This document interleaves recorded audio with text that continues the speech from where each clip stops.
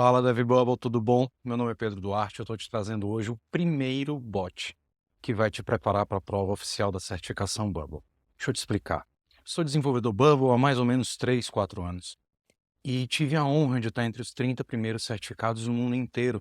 Logo após a abertura da prova para o público em geral, eu fiz um primeiro fim de semana disponível e me arrisquei porque eu tinha certeza da importância e do valor dessa certificação para a nossa carreira como desenvolvedores profissionais.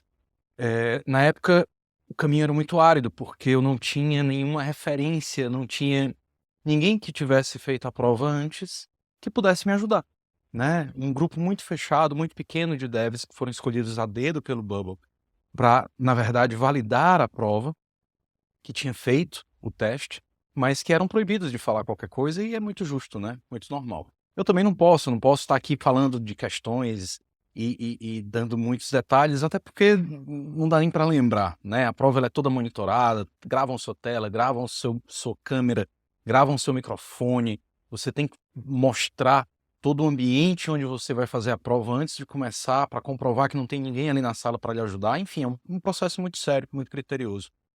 E a única referência que nós tínhamos na época era de que o material estava no manual. Então, estudasse o manual do Bubble, juntasse a isso a sua experiência como dev, né, sua vivência real de desenvolvimento, que é fundamental para a prova, mas era tudo muito uma grande interrogação. Mas eu resolvi fazer porque eu entendi e tinha certeza do nível de importância e de relevância dessa prova para minha carreira, né, como desenvolvedor, no code, especialmente um desenvolvedor Bubble. E tive a felicidade de ser aprovado com uma boa margem, e só que isso me ficou me incomodando com o tempo, a falta de material para que outras pessoas pudessem se preparar melhor.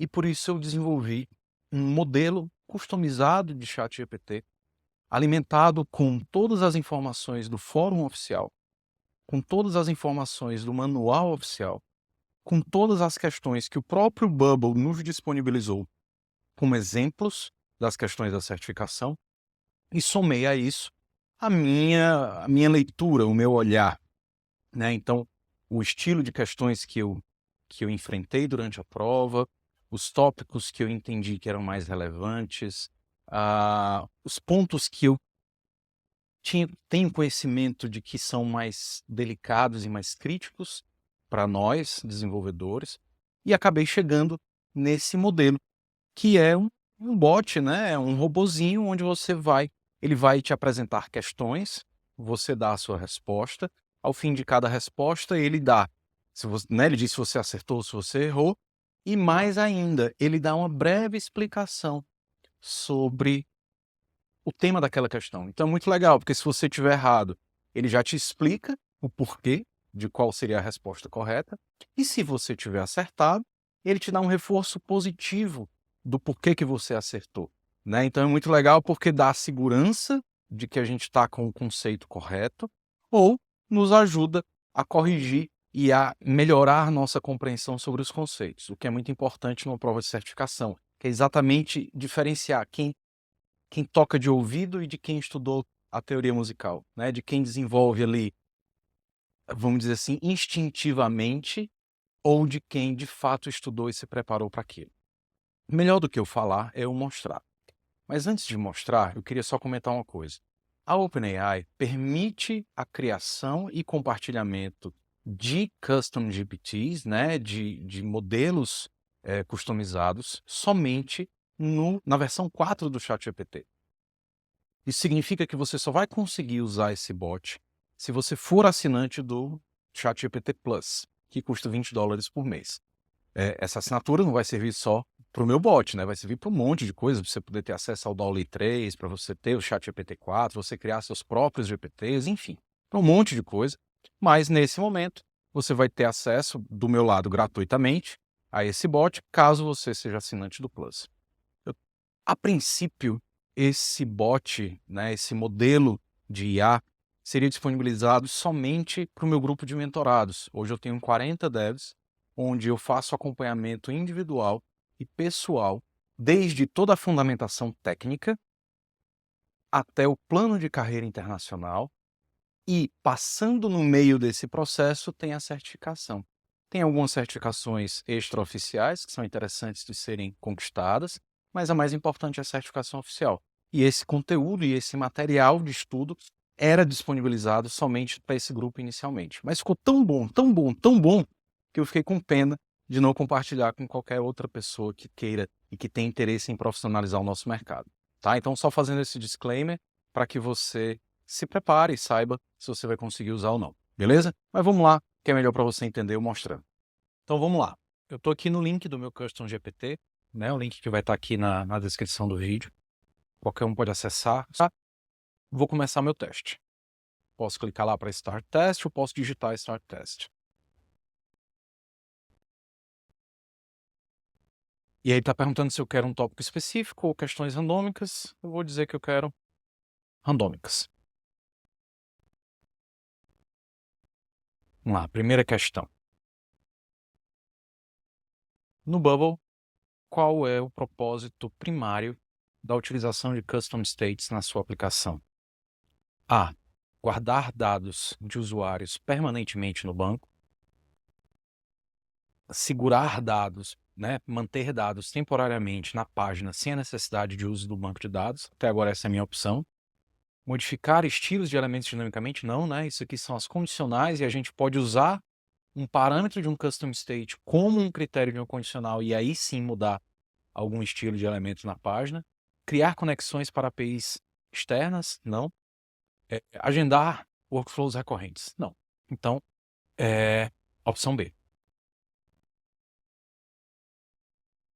Correto? Né? A opção é essa, a resposta é essa, e aí ele está dando uma explicação breve sobre o que são os custom states. Então isso é muito legal, porque mesmo que você acerte a resposta, o chat vai te dar um reforço positivo daquilo, né? E aí ele está explicando, custom states no Bubble são usados para reter dados temporariamente numa página. Isso permite interações dinâmicas com a aplicação sem a necessidade de referenciar continuamente ou modificar o banco de dados. Né? É particularmente útil para manter estados de interface do usuário, como mostrar ou ocultar elementos baseados nas interações desse usuário. E aí ele pergunta se eu quero responder uma outra pergunta ou finalizar o exame. E eu vou dizer yes. Let's continue.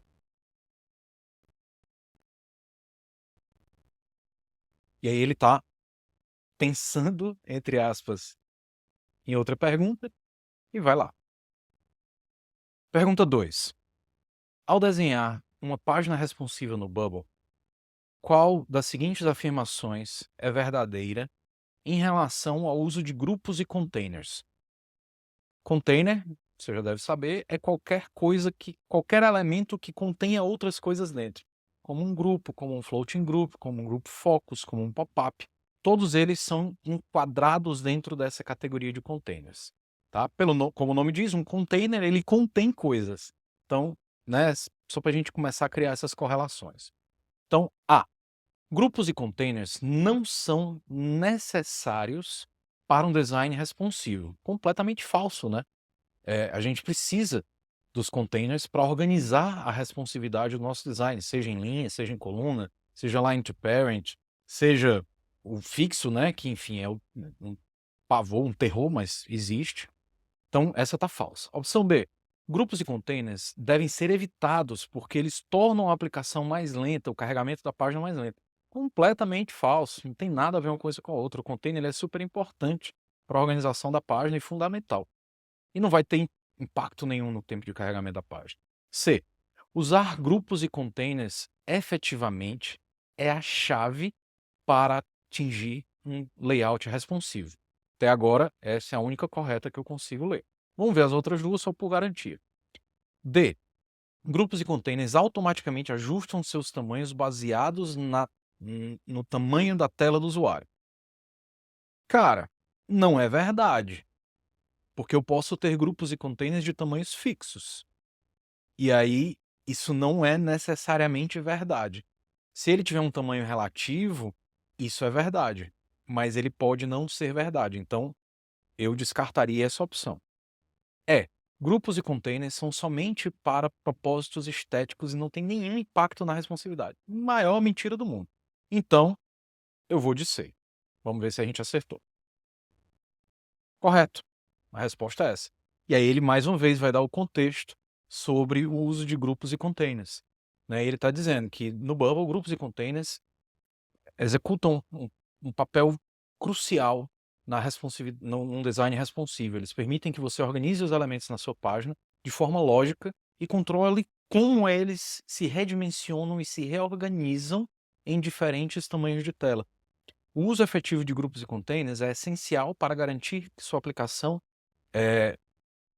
pareça e funcione bem, né, seja exibida e funcione bem, a independente da mais variada, dos mais variados dispositivos. Vamos responder mais uma, só para a gente finalizar aqui com 3 respostas. Ah, yes. Vou botar só um yes aqui para ele continuar. E a gente tem mais margem crítica, só para vocês entenderem como é que funciona melhor essa estrutura. Beleza, ele está formulando outra questão. Questão 3. Ao configurar as regras de privacidade no Bubble, qual é a consideração principal? Qual é a consideração primária? A. O esquema de cores da aplicação para diferentes tipos de usuário. Nada a ver, né? Não tem nada a ver com isso. A velocidade de carregamento da aplicação para diferentes tipos de usuário. Também não tem nada a ver com isso. Os dados que cada usuário ou perfil estão permitidos a visualizar ou modificar. Isso aí é verdade, né? O número de páginas que cada usuário ou perfil pode acessar na aplicação, não. As regras de privacidade na Data Tab, perdão, né, na aba de dados, quando a gente vai lá em Privacy Rules, para configurar as regras de privacidade, elas não têm nada a ver com as páginas. Elas estão relacionadas aos dados, aos data types e aos data fields. Então, não tem relação com as páginas. Isso a gente vai configurar lá na página, né? E aí lá na página a gente cria um workflow para dizer, se o usuário atual for do perfil X, e esse for um perfil que eu não quero, tire ele daqui, né? Jogue ele para outra página. A frequência com que cada usuário acessa o banco de dados também não tem nada a ver. Então a resposta correta aqui é a C. Mas vamos botar outra? Vamos errar de propósito, tá? Eu vou botar a opção A. Só para ele dizer que a gente errou. Essa não é a resposta correta. A resposta correta é a opção C. A gente já sabia, né, que a gente errou de propósito. As regras de privacidade no Bubble são cruciais para controlar o acesso aos dados. Eles determinam que dados cada usuário ou perfil de usuário pode ver e modificar, garantindo que informações sensíveis estejam protegidas e somente acessíveis aos usuários autorizados. Então, isso aqui a gente sabia, né, mas a gente respondeu errado de propósito. Eu vou finalizar, só para a gente ter aqui o resumo, né? E aí, beleza, ele está dizendo que eu escolhi para finalizar o exame, baseado nas minhas respostas, eu respondi 2 de 3 questões corretamente, meu score é aproximadamente 67%. E aí ele me dá ali uma liçãozinha de moral, né, dizendo que, lembre-se, praticar é a chave para masterizar o conhecimento de Bubble. E revisitar as áreas onde você encontrou desafios vai ser muito importante para evoluir o seu conhecimento e suas habilidades. E aí que eu boto o meu merchan no fim, né? If you want to become a Bubble Pro and have further questions or guidance or need guidance, feel free to text me. Aí eu boto meu WhatsApp ou me mande um e-mail no meu endereço tal. E boa sorte na sua jornada como um Dev Bubble. Então, pessoal, isso é o que eu preparei para vocês. Tenho certeza que vai ajudar.